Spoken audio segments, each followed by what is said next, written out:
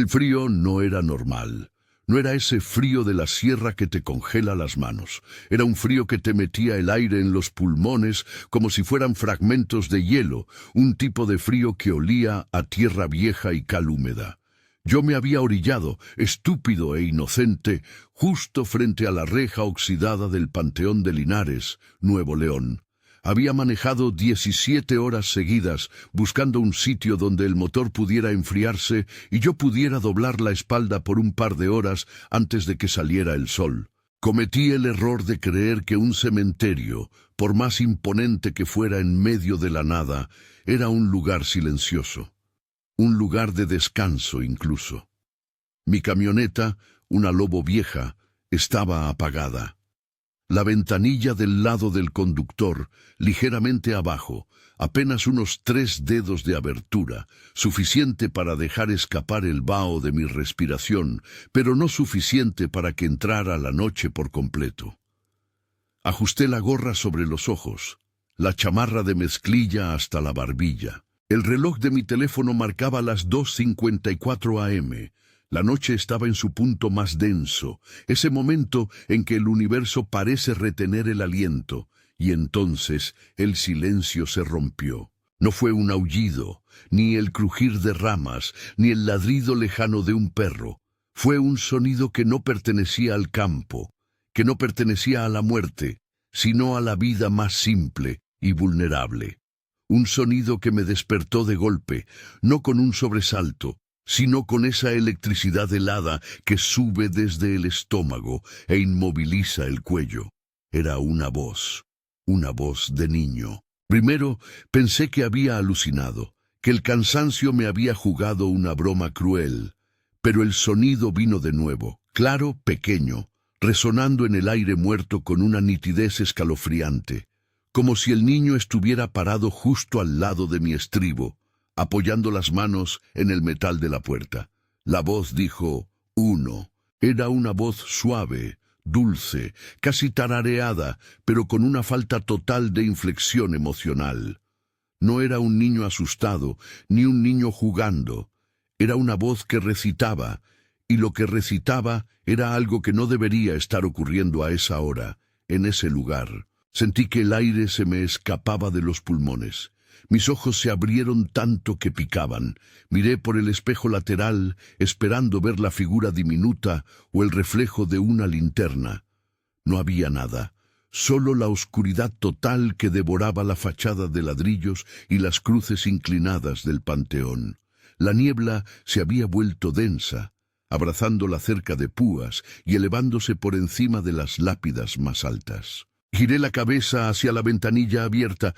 El frío que entraba ahora no era solo atmosférico, era una presencia, un frío que me pesaba en las sienes. El silencio volvió, pero era peor que antes. Era un silencio expectante, como la pausa que precede al disparo. Mi corazón golpeaba contra mis costillas con la fuerza de un martillo hidráulico. Me dije a mí mismo que era el viento, un pájaro atrapado, un eco, lo que fuera. Pero en mi mente ya sabía la verdad. Esa no era la voz de algo que necesitara ayuda, era la voz de algo que estaba jugando, y yo era el premio. Mi mano temblaba mientras buscaba las llaves, preparándome para arrancar el motor y salir de ahí a cualquier velocidad. Pero justo cuando mis dedos tocaron el metal, la voz regresó, más cerca aún, sintiéndose casi dentro del habitáculo, y dijo, con la misma cadencia infantil y desinteresada, 2. La hora exacta en la pantalla de mi teléfono, que acababa de iluminarse con una notificación inútil, 3:0 a.m. Yo estaba contando la historia, y la noche me estaba contando a mí. El sonido de esa segunda cuenta fue el detonante de un pánico químico. No un susto, sino la descarga bruta de adrenalina que inunda el cuerpo con la orden instintiva de huir. Pero mi cuerpo se negó a obedecer. Estaba petrificado. Mis músculos, tensos y duros como cables, no respondían a la señal desesperada de mi cerebro. Intenté girar la llave. El sonido seco del metal raspando contra el cilindro de encendido sonó absurdamente fuerte en la cabina, un ruido imprudente que sentí que delataba mi posición. La neblina afuera ya no era simple vapor de agua. Parecía moverse con propósito, arrastrándose baja como una mancha viva que lamía el pavimento. A través de la abertura de la ventanilla, un olor denso y dulce comenzó a filtrarse. Algo que recordaba a flores olvidadas y cera quemada, el aroma sofocante que encuentras en las capillas que no se han ventilado en décadas. Presioné el botón de seguro de la puerta, un acto inútil de simbolismo, ya que si esa cosa podía hablarme desde la nada, una chapa de plástico no la detendría. El miedo se centraba ahora en un punto, la ventanilla abierta. Esos 3 dedos de espacio eran la única brecha entre el horror de fuera y mi supuesta seguridad dentro. Quería subirla, desesperadamente. Moví mi mano, torpe y mojada de sudor, hacia el interruptor eléctrico. Pero justo antes de tocarlo, me detuve. Una imagen se materializó en mi mente con la claridad de una fotografía. Si subía el vidrio, el niño pensaría que estaba jugando a escondidas, que yo había roto las reglas, y si pensaba eso, el castigo sería peor. Si lo mantenía abierto, tal vez, solo tal vez, consideraría que yo estaba cooperando en su juego macabro. La lógica del terror es así de retorcida. Intentas negociar con lo imposible. Me quedé inmóvil, mirando fijamente la luna de un árbol muerto que se proyectaba en mi parabrisas. Los minutos se estiraron, volviéndose gelatinosos, cada segundo más pesado que el anterior. La adrenalina se estaba agotando y me dejaba ese residuo tembloroso de fragilidad. ¿Por qué se detuvo? ¿Por qué después de 2 vino este silencio insoportable? Comencé a repasar las leyendas locales que había escuchado de pasada en la gasolinera de la última ciudad. Historias de desaparecidos, de almas en pena que pedían favores, pero nada sobre un conteo. Nada que encajara con esta voz fría y metódica. Intenté razonar. Es un truco de sonido, la acústica del cerro, la niebla está refractando el ruido de algún rancho lejano. Pero el sonido había sido tan próximo, tan íntimo, que la negación se sentía como una mentira forzada. Sentía su presencia, aunque no pudiera verla. Es la diferencia entre creer que estás solo y saber que eres observado. Mis ojos se movían rápidamente, buscando cualquier indicio de movimiento en la oscuridad exterior. Las sombras que proyectaban los mausoleos de la primera fila parecían más altas, más angulares. Juraría que una de ellas se había movido. O tal vez era solo mi nuca detectando una mirada fija. Luego un sonido diferente, no la voz, un raspado, como uñas diminutas, arrastrándose sobre el concreto. Venía de la parte trasera del vehículo. Me imaginé un gato, pero el sonido era rítmico, deliberado, como si alguien estuviera circulando mi camioneta, midiendo la distancia. El raspado se movió hacia el lado del copiloto, lento, metódico. Cerré los ojos, apretando la mandíbula hasta que me dolió. Que se vaya, que se vaya, que se vaya. Una súplica estúpida. El sonido de arrastre se detuvo abruptamente justo al nivel de mi puerta, la que estaba a mi izquierda. Hubo una pausa, un silencio tan denso que parecía engullir todo sonido, incluso el latido furioso de mi propio corazón. Y entonces, desde la abertura de 3 dedos de la ventanilla, sentí el aire frío moverse de manera antinatural. No el viento, algo exhalando. Y escuché, no con mis oídos, sino con el tejido nervioso de mi pánico, la voz infantil, ahora susurrada, húmeda, justo en mi oído izquierdo. Dijo, 3. El 3 no fue una liberación. Fue la señal de que el juego había terminado y yo había perdido. La exhalación, fría y viciada, me golpeó la oreja. Me encogí instintivamente, girando la cabeza hacia la derecha para alejarme de la ventanilla. Fue el único movimiento que pude forzar. Mi primer impulso fue gritar, pero la garganta estaba tan contraída que solo pude emitir un quejido ahogado, un sonido patético y corto. Abrí los ojos. Mi visión periférica captó un destello. Por la rendija abierta, algo se movía, algo delgado, blanco y sorprendentemente rápido. Era una mano, no una mano adulta, gruesa o huesuda. Era la mano de un niño pequeño, tal vez de 5 o 6 años. Los dedos eran delgados, casi translúcidos bajo la luz residual de la cabina, pero lo que realmente me congeló la sangre fue lo que llevaba en la punta de esos dedos. La uña del pulgar estaba rota y sucia de tierra oscura, como si hubiera estado cavando. La pequeña mano se deslizó con una lentitud deliberada, pero con una intención feroz, hacia el seguro de la puerta. Estaba tratando de abrir. Mi parálisis se rompió por la urgencia. No podía dejar que esa cosa abriera la puerta. Era el único centímetro de metal que me separaba de ser arrastrado al panteón. Mi mano derecha, que había estado inmóvil en el asiento, se lanzó hacia el interruptor de la ventanilla. Olvidé la lógica de la negociación. La única regla era sobrevivir. Presioné el botón con toda mi fuerza. El motor eléctrico gimió y el vidrio comenzó a subir. La mano infantil se retiró con la misma velocidad sobrenatural con la que había aparecido. No hubo tiempo para un grito, solo el clac sordo del vidrio golpeando el marco superior. Respiré profundamente, el aire caliente de mi propia cabina sintiéndose como un escudo, pero el alivio duró una milésima de segundo. Inmediatamente, la ventanilla de mi lado, ahora cerrada, comenzó a vibrar. No por el viento, sino por una serie de golpes secos y rápidos. Tuc, tuc, tuc, tuc. Golpes diminutos, pero que transmitían una vibración profunda, como si alguien estuviera picando el cristal con un objeto duro y filoso. Miré a través del vidrio. La densa neblina había desaparecido, reemplazada por una noche increíblemente clara, pero justo afuera de mi puerta, un rostro blanco y redondo se había presionado contra el cristal. Era la cara de un niño, sí, pero deformada por la luz y por el propio acto de presionar su nariz y su frente contra el vidrio.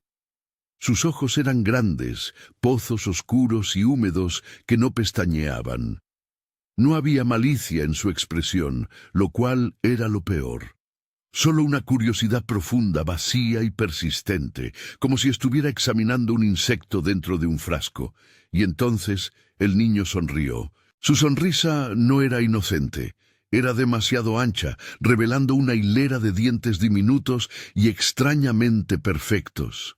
No había labios, solo la piel estirada en una mueca que decía, «Te encontré». El golpeteo cesó.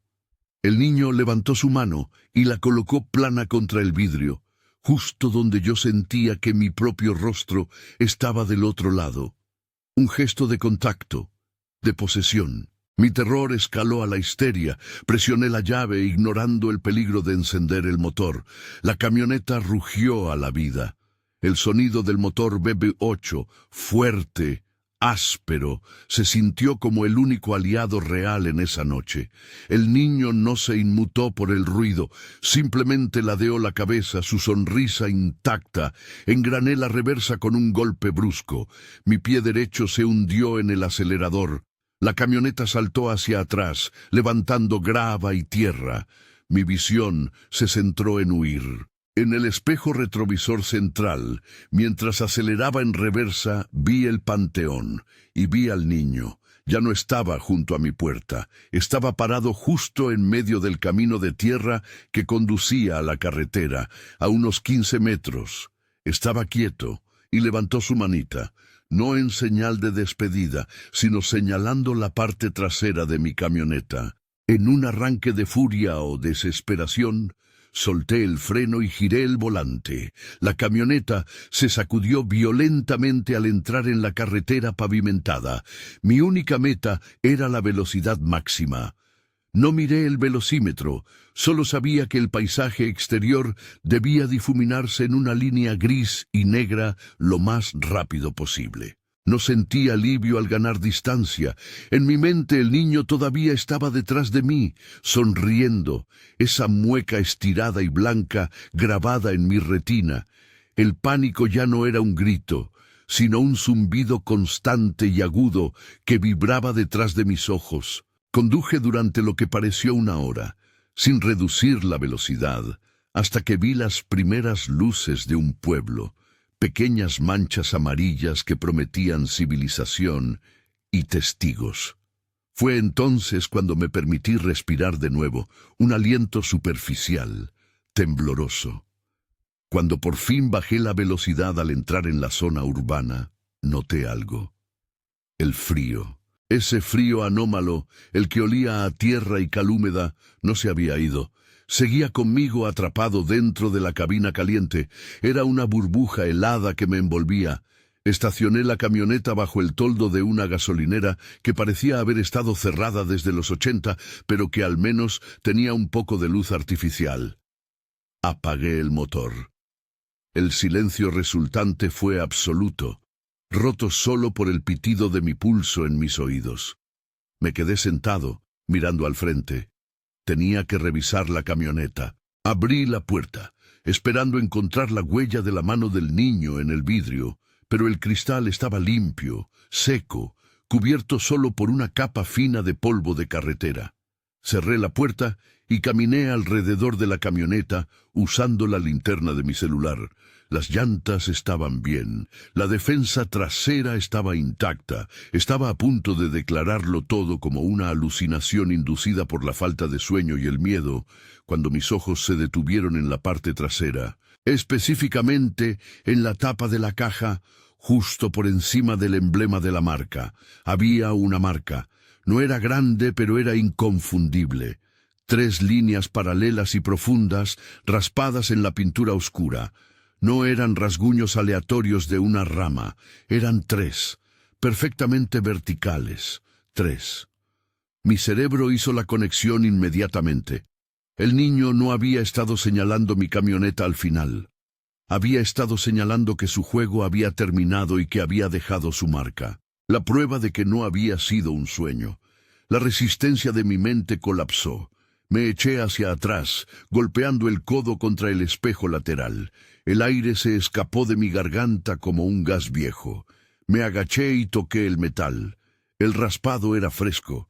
El frío se intensificó alrededor de la camioneta, como si esa parte del vehículo estuviera extrayendo el calor del entorno. El niño había estado en el cementerio, había contado, había intentado entrar, y al irme me había perseguido, montado quizás en la parte trasera para dejar su firma final. No había terminado el juego al contar, había comenzado el verdadero juego. Me di cuenta de lo imposible. Como un niño, incluso un espectro, podría montar una camioneta que iba a más de 120 kilómetros por hora. La respuesta era simple. La física no aplicaba. Esto era algo más primitivo y territorial. Estuve tentado de agarrar una piedra y borrar las marcas, pero la idea de tocar el recuerdo de esa cosa me repugnó. Las dejé. Eran ahora parte de mi vida, un recibo grabado en el metal. Me subí de nuevo a la cabina, encendí el motor. No me importaba la hora, no me importaba a dónde iba. Lo único que importaba era no detenerme. No podía arriesgarme a que la cosa pensara que podía volver a jugar. Si el panteón era el ancla, yo ya había traído una pieza de ese panteón conmigo. Los días siguientes fueron una niebla de cafeína y paranoia. Conduje hasta Monterrey, luego tomé la carretera hacia Saltillo. No podía dormir. Cada vez que cerraba los ojos, escuchaba el susurro de la cuenta. 1, 2, 3. El sonido no era exterior, estaba implantado, un fragmento de audio perpetuo reproduciéndose dentro de mi cráneo. La anomalia no era el niño en el panteón, sino que el niño había roto la regla tácita del terror, que la entidad se queda confinada a su sitio. Este niño me había seguido. Había utilizado el vehículo como vehículo, no solo de transporte, sino de infestación. Me alojé en un motel de carretera. El tipo de lugar con un letrero de neón intermitente y una máquina de refrescos que no funcionaba. 3 días después de Linares, la desesperación por dormir me obligó a tomar pastillas. Demasiadas. Quería la inconsciencia profunda, la anulación del recuerdo. Me acosté y por primera vez el silencio fue casi absoluto. El miedo estaba ahí, pero amortiguado por los químicos. Estaba a punto de caer en ese abismo bendito cuando la nueva verdad se reveló. No lo vi, lo sentí. Una presión diminuta en mi pecho, justo en el hueco entre mis costillas. Era un peso que no debía existir, como una mano infantil y fría colocada directamente sobre mi esternón. Intenté abrir los ojos. Mis párpados se sentían como plomo fundido. Estaba atrapado en el limbo de la parálisis del sueño, un estado que nunca antes había experimentado. Mi mente estaba gritando, pero mi cuerpo era una carcasa inútil. La presión en mi pecho aumentó. No era un dolor, sino una invasión íntima. Sentí que el aire se me escapaba lentamente. Entonces escuché de nuevo la voz, pero esta vez no era un susurro desde una ventanilla, era interna. Resonaba en la caja torácica, vibrando en mis huesos. Te encontré y ya jugamos. La frase se repitió, pero comenzó a sonar distorsionada, como si el niño estuviera repitiendo algo que no entendía completamente, como una grabadora que reproduce un mensaje complejo. Ya jugamos, ahora es mi turno de esconder. En ese momento de terror mudo, mi mente, a pesar de estar drogada, intentó forzar el método de la supervivencia. Si esto era una posesión o un ancla, tenía que entender el mecanismo. ¿Por qué el conteo?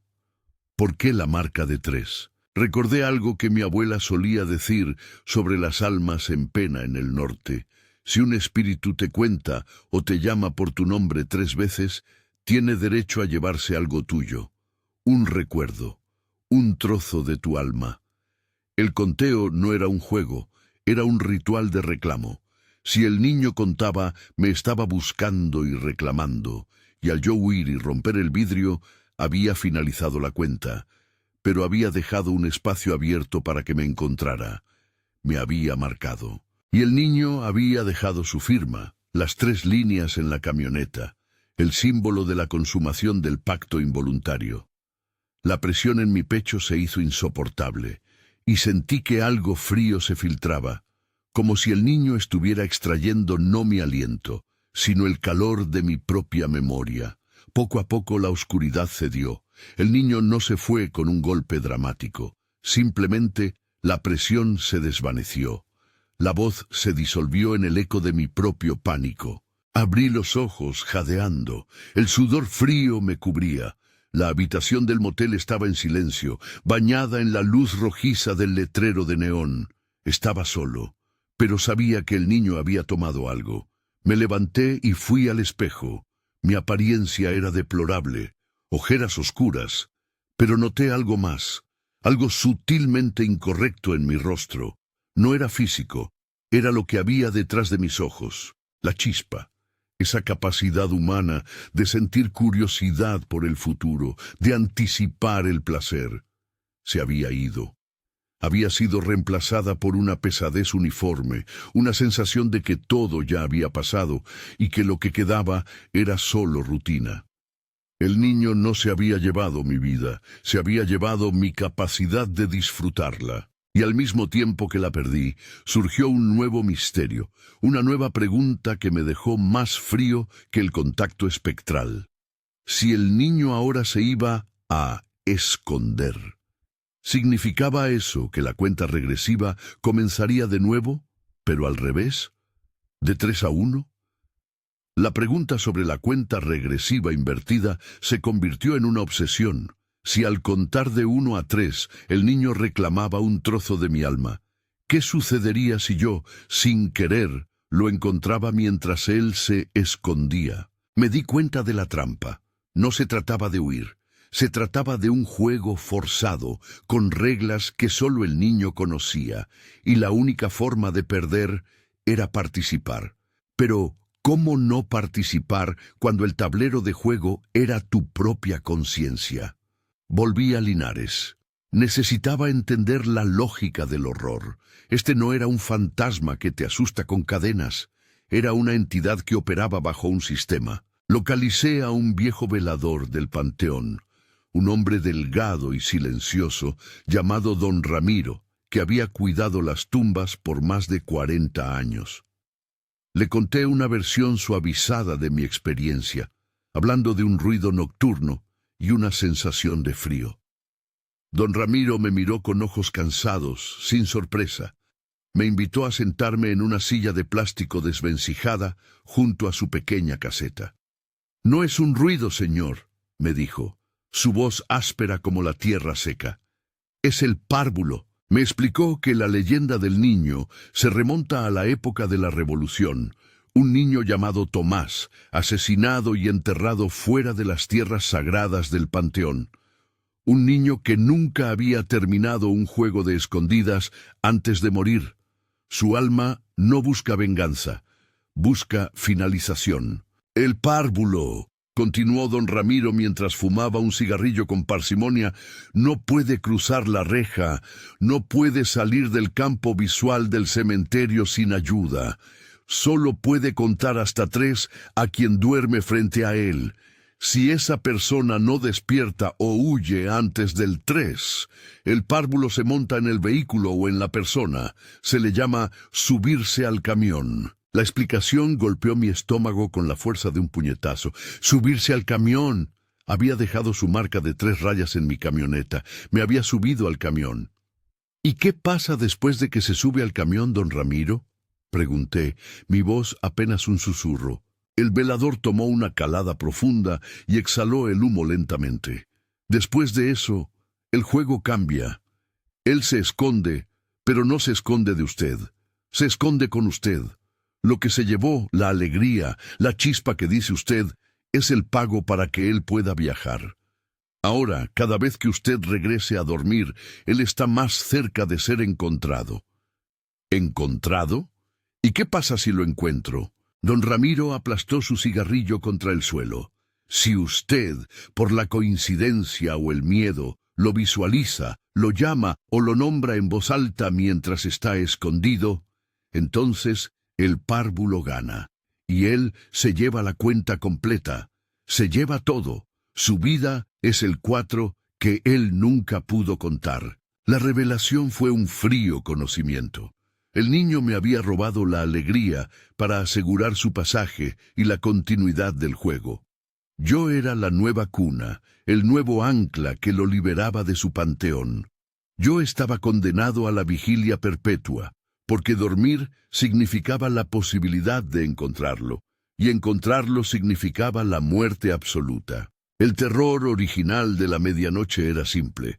El terror actual era la sofisticación de una entidad atrapada que me había convertido en su juguete de escape. La marca de 3 en mi camioneta era la prueba de que el pacto estaba sellado, un tatuaje invisible que yo llevaba por el resto de mi vida. La única forma de detener el juego era entender por qué el niño necesitaba ese 4. El conocimiento de la maldición del párvulo me obligó a vivir en el perpetuo «es sí», y si la próxima vez que cerrara los ojos lo encontrara. La conexión de todo esto con el ecosistema de Linares era profunda. La gente del pueblo vivía en un estado de resignación hacia el panteón, pero también de respeto absoluto. Nadie estacionaba ni dormía frente a la reja. Habían aprendido la regla. Y yo, un forastero arrogante, la había roto. El niño no solo buscaba la finalización de su juego, buscaba la compañía forzada. Estar atrapado en mi mente era, para él, la versión espectral de la libertad. Comencé a investigar a Tomás, el niño de la Revolución. Descubrí que había sido asesinado mientras jugaba con otros 3 niños. Iban a contar hasta 4, pero antes de que Tomás pudiera dar ese último paso, Una bala perdida lo alcanzó. Murió en el 3. La necesidad del 4 era literal. El niño necesitaba completar el juego, y él no podía completarlo solo. Necesitaba al que se llevara en el camión. Necesitaba a su nuevo compañero de juego. La imagen mental era devastadora. No estaba lidiando con un demonio o un espíritu vengativo, sino con una necesidad infantil, eterna y desesperada, anclada en un número. Esto me dio una idea. Si no podía deshacerme de él, tal vez podría sacarlo del juego, o al menos cambiar las reglas. Mi vida se había convertido en un laboratorio de miedo. Dejé de conducir hacia el norte. Regresé al sur, buscando la frontera donde el influjo cultural de Linares se disipara, pero me di cuenta de la inutilidad del movimiento. El párvulo no estaba atado a Linares, estaba atado a mí. Una noche, en una parada de camiones en San Luis Potosí, decidí hacer la prueba. Me senté en el asiento del copiloto a oscuras. Saqué mi teléfono y encendí la grabadora de voz.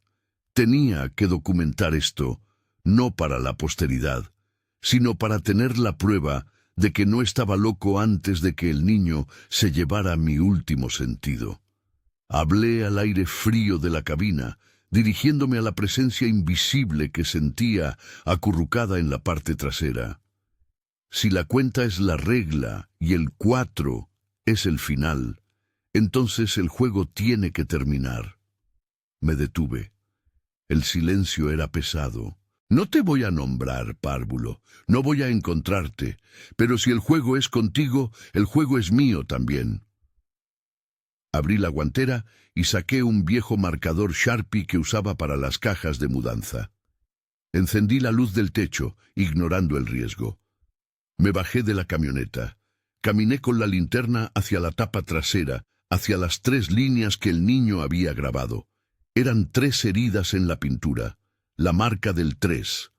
Tomé el marcador y con un pulso sorprendentemente firme dibujé una 4ª línea al lado de las otras. Una línea gruesa y deliberada. 4. Sentí que el aire alrededor de mí vibraba. No hubo sonido, no hubo grito, pero la presión en mi pecho regresó con tal violencia que me dobló, haciéndome caer sobre la defensa. El niño estaba furioso, no por la línea, sino porque yo había completado su cuenta, pero no de la manera que él quería. No como el final de mi vida, sino como la finalización de un número. El juego había cambiado. Yo había dicho el 4. El cambio fue instantáneo y caótico. Al dibujar la 4ª línea, no había detenido el juego, sino que lo había acelerado y reescrito con violencia. La presión sobre mi pecho desapareció, pero fue reemplazada por una sensación de vértigo y náuseas. Regresé a la cabina, respirando con dificultad. El aire se sentía normal, ni frío ni pesado, solo aire viciado de cabina de carro. El niño ya no estaba allí, o al menos su presencia no era la misma. La consecuencia inmediata fue que el silencio no duró. Esa noche, cuando la grabadora de mi teléfono seguía corriendo, escuché un nuevo sonido. Un llanto. No el llanto espectral o melancólico que se asocia a los fantasmas. Era un llanto humano, profundo y agudo, el lamento desesperado de un niño real. Venía de la parte trasera. El niño no estaba escondido en mi mente. Estaba atrapado en la camioneta, y ahora que el 4 había sido dicho, el ritual de la cuenta se había roto. Había pasado de ser un espectro metódico a una alma en pena de nuevo. La crueldad de la situación me golpeó. Había usado el trauma del niño contra él. La noche se llenó de los sollozos y gemidos, y por primera vez el miedo visceral se mezcló con una culpa abrumadora. El párvulo ya no era mi depredador, era mi prisionero. Conduje 100 kilómetros más esa noche, con el llanto amplificado por la caja de metal resonando detrás de mí. Era el sonido más terrible que había escuchado, porque era auténtico. Me detuve en un área de descanso, cubierto de sudor frío y agotamiento. Bajé de la camioneta. El llanto se detuvo en el momento en que abrí la puerta. El silencio volvió. Fui a la tapa trasera. Las 4 líneas dibujadas con el Sharpie todavía estaban ahí, pero la tinta había sido raspada en los bordes, como si algo la hubiera intentado borrar frenéticamente. La nueva dinámica era clara. El 4 había invalidado el juego original de escondidas, pero había impuesto un nuevo confinamiento. Yo lo había condenado a la caja de mi camioneta.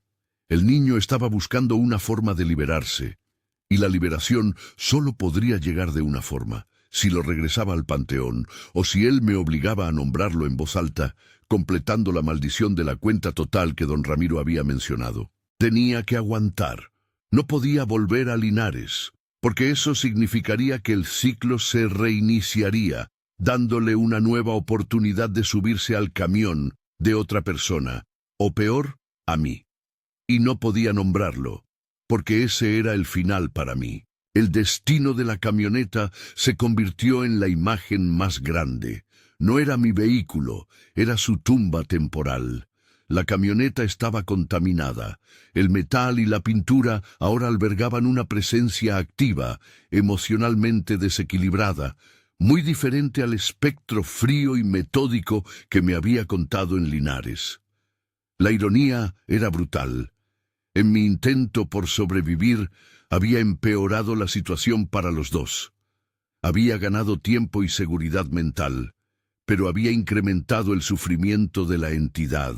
Ahora, cada vez que miraba la parte trasera de la camioneta, no veía mi vehículo de trabajo, sino una jaula de acero con un prisionero llorando dentro. Y ese prisionero estaba usando su dolor para desgastarme, para que yo, por piedad o desesperación, rompiera la última regla: nombrar a Tomás. El impacto de la solución que había improvisado resonó en todo mi ser. Me había convertido en el guardián de una prisión espectral móvil. La imagen mayor era que, en el vasto sistema de las leyendas del norte, yo había creado una nueva anomalía. Un fantasma que ya no estaba atado a un lugar, sino a un objeto y a la conciencia de su dueño. Me obligué a seguir conduciendo, manteniendo una rutina de vigilia forzada. El miedo ya no era una oleada de adrenalina, sino un sedimento pesado, una fatiga crónica del espíritu. Durante el día, cuando el sol era fuerte, el llanto de la caja disminuía hasta convertirse en un murmullo, pero de noche regresaba con una fuerza desgarradora. Era manipulación, era un ataque constante, diseñado para quebrar mi voluntad. Comencé a hablarle al aire, no para negociar, sino para establecer mi dominio. No te voy a liberar, Tomás, no te voy a nombrar. Las reglas cambiaron. Una tarde, me detuve en un taller de carrocería en las afueras de Querétaro. Necesitaba destruir la evidencia.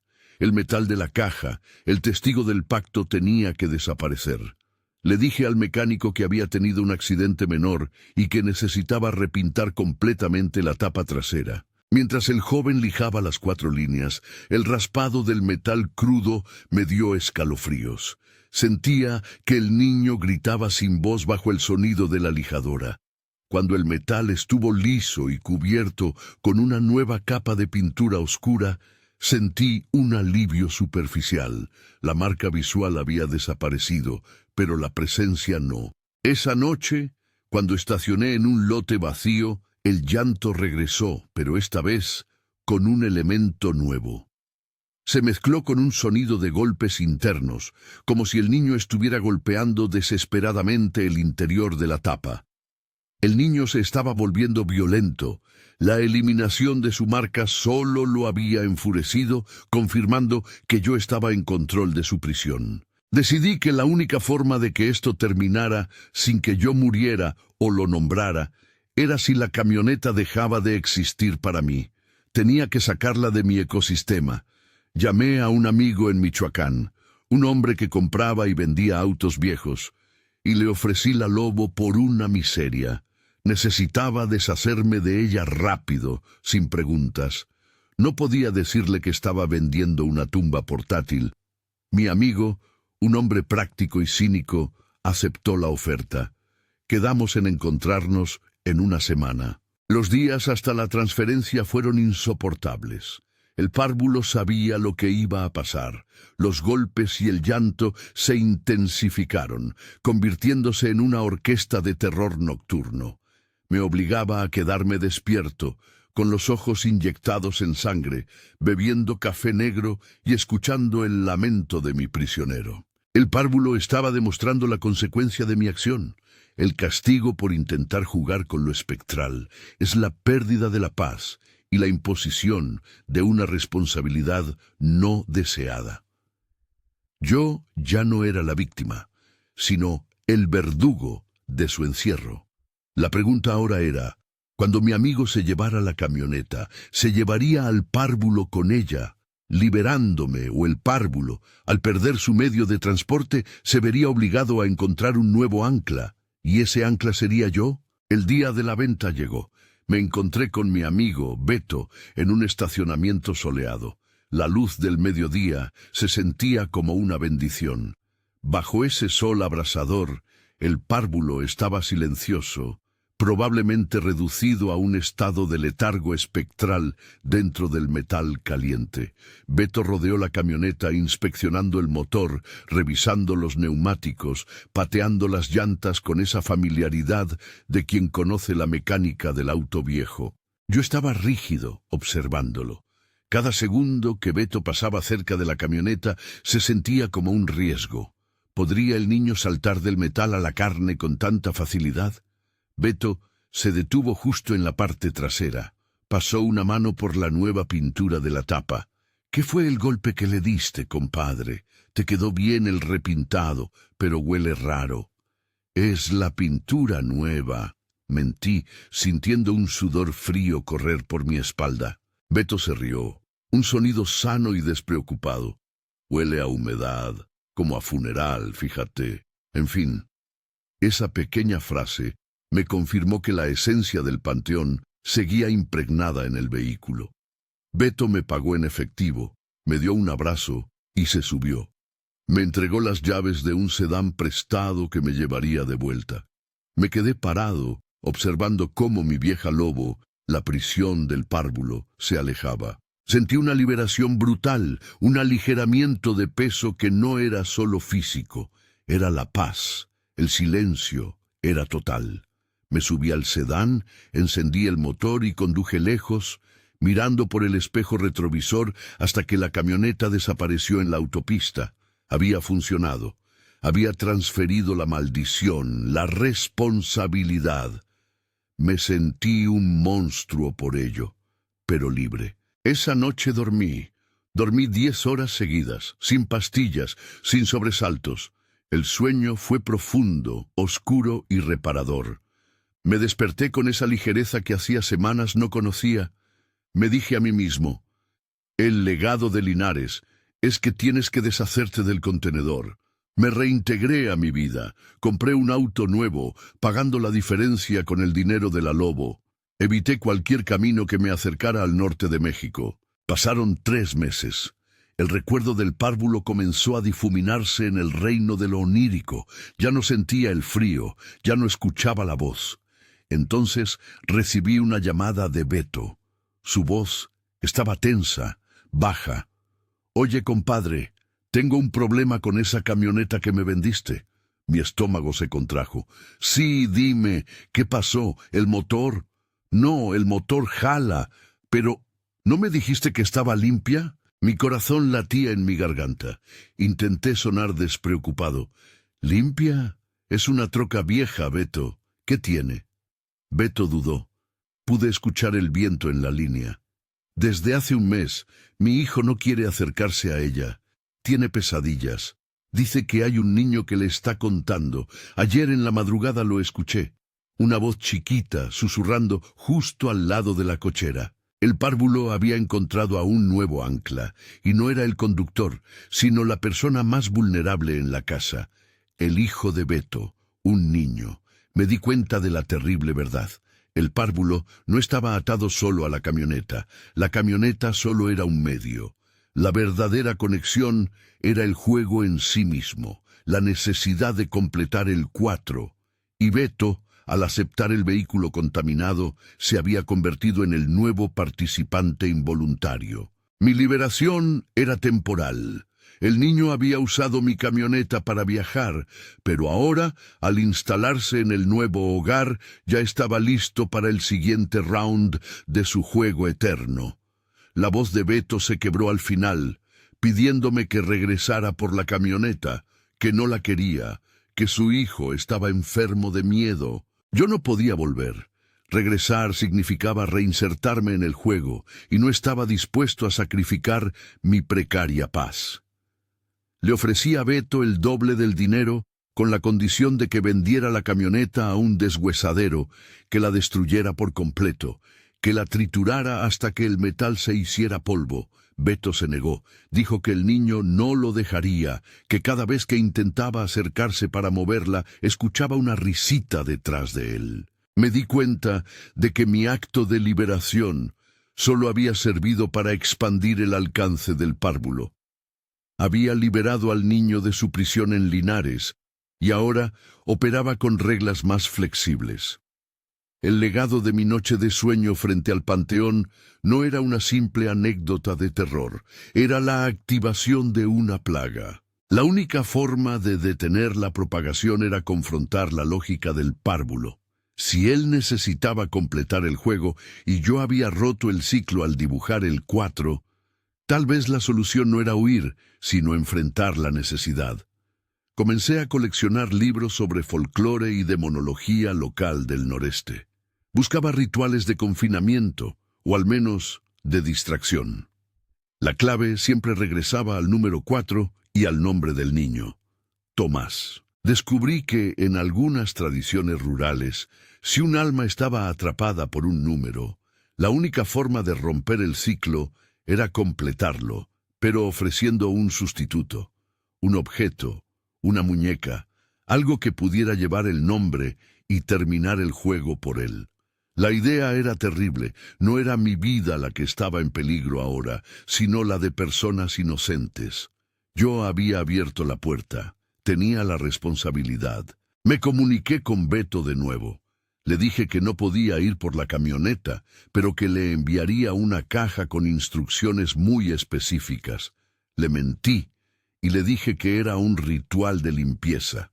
Beto, desesperado por su hijo, aceptó. Compré una muñeca de porcelana antigua, el tipo de objeto que tiene ojos vacíos y una expresión congelada. Compré una pequeña botella de tierra fresca de un campo.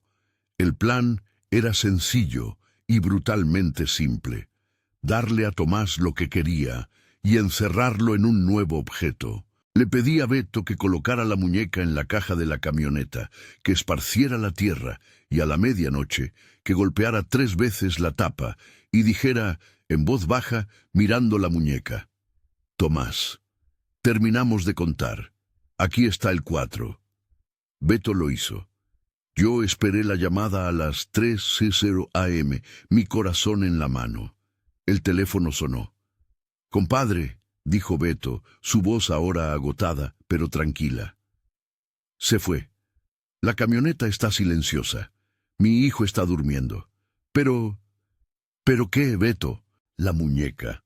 Cuando fui a revisar, estaba en el asiento del conductor y en la frente tenía 3 marcas de uñas. Pero en la mano derecha tenía un raspón, como si la muñeca hubiera dibujado una 4ª marca, y la muñeca se estaba riendo. No el niño, la muñeca. El párvulo había transferido su ancla. Ya no era la camioneta. Ahora era la muñeca, que había completado el 4 y se había convertido en el nuevo compañero de juego del alma, confinándolo a un objeto, tal vez. Yo había logrado el confinamiento a costa de infectar un objeto. La muñola es el legado, y la muñeca está perdida ahora, moviéndose con Beto. O peor. El silencio que siguió a la revelación de Beto fue diferente. No era el silencio espectral del panteón, ni el silencio forzado de mi vigilia. Era un silencio precario, como el aire antes de una tormenta. Había logrado un confinamiento, sí, pero el precio había sido la creación de un nuevo vector de miedo. La muñeca, el párvulo contenido, ahora estaba suelta en el mundo. Beto, aliviado por la curación de su hijo, se había deshecho de la muñeca. La había tirado en el contenedor de basura más grande que encontró. Una solución temporal, ingenua y terriblemente humana. ¿Qué significa esto para el futuro? Significa que el párvulo, o lo que sea que ahora habite esa muñeca sonriente con 4 marcas, sigue jugando. El juego ha trascendido el panteón, la camioneta y ahora, a mí. Soy el punto cero, el origen de la liberación. Pero la maldición ha evolucionado. El párvulo ya no necesita contar hasta 3 para salir. Ya está fuera. Su nueva manifestación es más sutil, más adaptable al entorno urbano. Ya no busca un lugar para descansar. Busca la compañía de juego, que ahora puede encontrar en cualquier niño o en cualquier alma vulnerable que entre en contacto con el objeto contaminado. Mi vida, desde esa noche en Linares, quedó definida por una serie de negaciones. No dormir, no nombrar, no volver. Ahora una nueva negación se sumaba a la lista. No preguntar. No puedo preguntar a dónde tiró Beto la muñeca, porque la ignorancia es mi último y más preciado escudo. Si supiera dónde está, mi mente, en su eterna necesidad de orden, comenzaría a buscar patrones, a anticipar el próximo movimiento del párvulo, y al buscar, estaría jugando de nuevo. Me convertí en un ermitaño digital. Leo las noticias locales del norte, no por política, sino buscando noticias extrañas, desapariciones de objetos o fenómenos inexplicables en casas. Siempre estoy buscando la pista de una muñeca de porcelana. Una noticia sobre un objeto encontrado con 4 marcas. Pero la verdad filosófica de todo esto es que el miedo que encontré frente al panteón no era el miedo a la muerte, sino el miedo a la permanencia, a la obligación de un juego eterno. El párvulo, atrapado entre el 3 y el 4, se ha convertido en un símbolo de la infancia truncada que busca completar sus ciclos a costa de la vida de los vivos. Y yo, el hombre que solo quería dormir una siesta en su camioneta, soy el que le dio las llaves del mundo. A veces, cuando estoy solo en mi nuevo departamento, el silencio es tan profundo que me asusta, y escucho muy lejos el eco de una voz infantil. No dice 1, 2 o 3, dice algo peor.